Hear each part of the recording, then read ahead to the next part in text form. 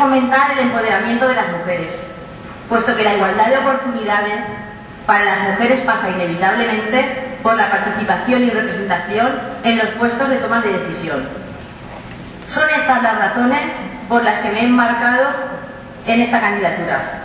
porque me identifico con los valores que ésta encarna y que quiere para recuperar a Algemesí: la búsqueda de una sociedad más justa, más igualitaria, con más oportunidades para todos y todas los algemesinenses. Desde Esquerra Unida se ha venido luchando por las libertades, los derechos y los servicios públicos, pero se requiere de un esfuerzo de todas las entidades locales para imprimir coherencia. Necesitamos vuestra implicación. Defendemos una educación pública, de calidad, gratuita, igualitaria, coeducativa,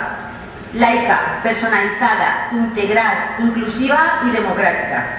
siendo necesario para esto una financiación pública eficiente y con mayores recursos para que todos los estudiantes puedan completar sus estudios sin obstáculos derivados de su situación socioeconómica, circunstancia que, como todos sabéis, se está dando actualmente por las reformas que se están llevando a cabo. Es necesaria también la mejora de las condiciones docentes y del resto de profesionales de la educación, por ejemplo, con la dignificación y mejora de la Escuela Permanente de Adultos de Algemesí. Pretendemos conseguir un sistema público de protección social,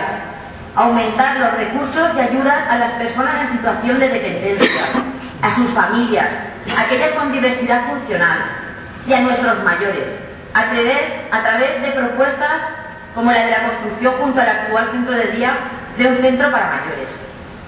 puesto que estos son colectivos especialmente vulnerables que necesitan de una atención especial y se están viendo duramente castigados por las políticas actuales centradas en la externalización y la privatización de servicios. Por último, nos gustaría recuperar a Algemesí como referente cultural que ha sido, potenciando nuestro apoyo a las fiestas locales, en especial trabajar en la proyección del recientemente proclamado Patrimonio de la Humanidad, que se celebra los días 7 y 8 de septiembre. Un logro de todas y todos los ciudadanos algemesinenses, con el que nos sentimos tremendamente identificados, pero siempre haciéndolo desde el sentido común, con moderación y contención en los gastos.